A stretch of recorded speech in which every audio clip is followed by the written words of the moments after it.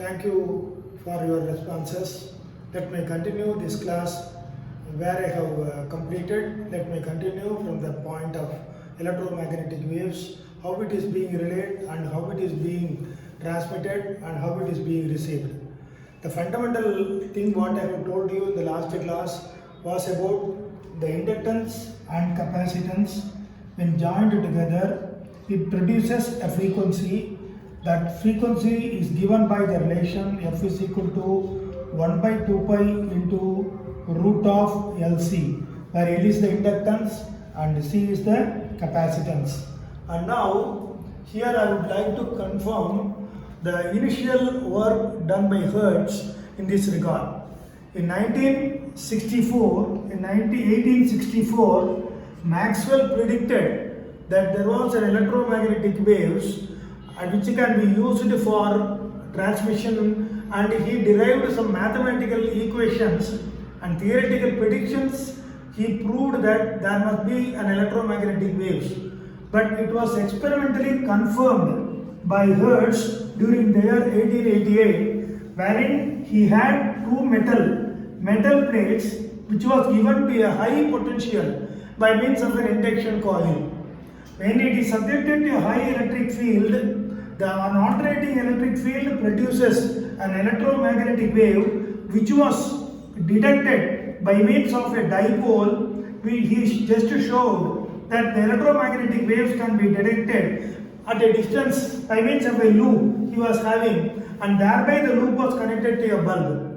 What was that loop? Later on now we have, this is called a dipole.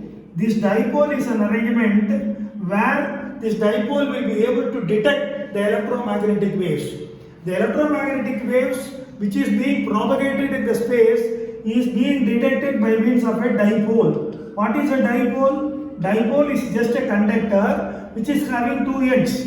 In the two ends, the alternating electric field is producing an alternating current. This current is once again amplified, which is fed into the picture tube and loudspeaker, and thereby we are reproducing the signal which was transmitted by the transmitted station. This is called the transmission and reception. Of course, during the transmission and reception, the 2 point, that is the acceptor circuit and the point of source, where the source is being transmitted, and this is the station where the electromagnetic waves are received. So this is the source station and this is the point where it is being detected. And now there must be an impedance match between these two stations.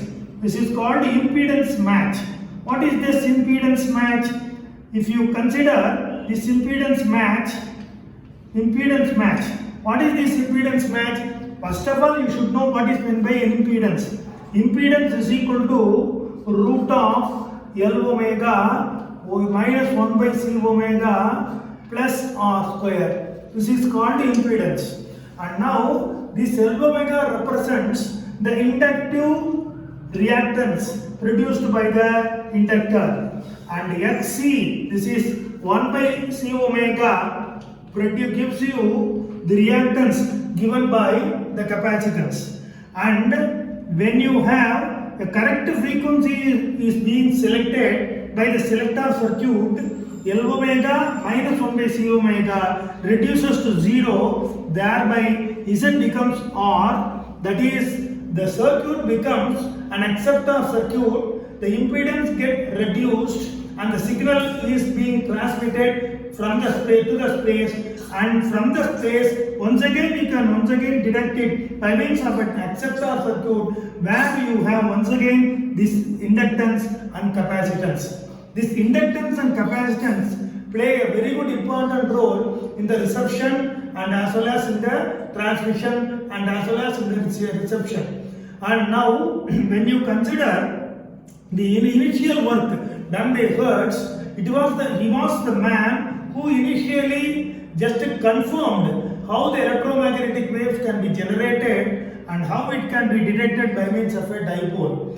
But this dipole antenna was designed and it was later developed And nowadays we have got several antennas which is being received, which is used for receiving, and we are also having the wave gates and all that. This is the advanced stage now we have. But I am talking about the initial way of propagation. And when you consider initially the electromagnetic wave spectrum can be considered, the whole spectrum of electromagnetic wave is a very large spectrum. Of course, it starts from the visible rays, that is, light itself is an electromagnetic wave, and we say it is called a visible light.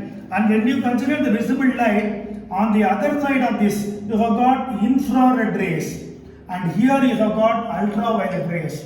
And these ultraviolet rays and infrared rays cannot be seen by eye. And when you consider apart from this, you have got microwaves, and apart from this, you have got radio waves. So radio waves, microwaves, infrared rays, visible radiation, UV radiation, and here you have got gamma radiation. And so radio waves, microwaves, infrared rays, visible radiation, UV radiation, X radiation, and gamma radiation. So all these things combined together is called electromagnetic spectrum. This electromagnetic spectrum, you are able to see the visible light, and this contains from violet to red or red to violet. This red is called the longer wavelength side and violet is called the shorter wavelength side. Then what is meant by a wavelength? Wavelength is nothing but this is called a wavelength. The distance traveled by the wave for one complete vibration. This is called wavelength. So this wavelength lambda is related to the velocity by means of this relation c is equal to nu lambda, where c is called the velocity of light and nu is called the frequency and lambda is called the wavelength of light.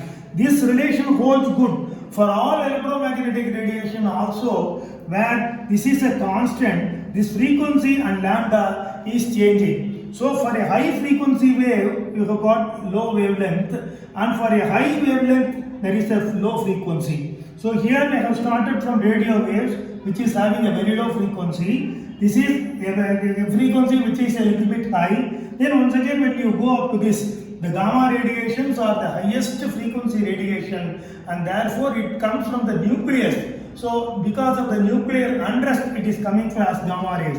And now we are using these microwaves and we are using these radio waves for our electromagnetic communications. And now infrared radiations are used for operations and all that, and it is also used for photography, which are being taken at during night where the visible radiation is not possible.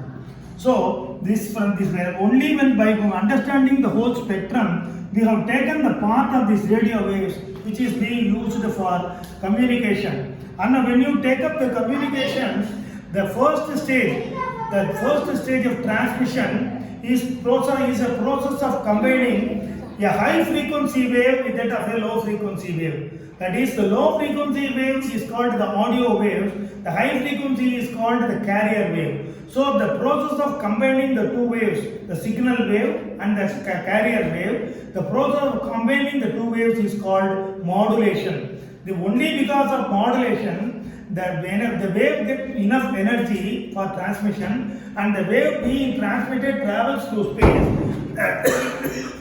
and it reaches the destination point.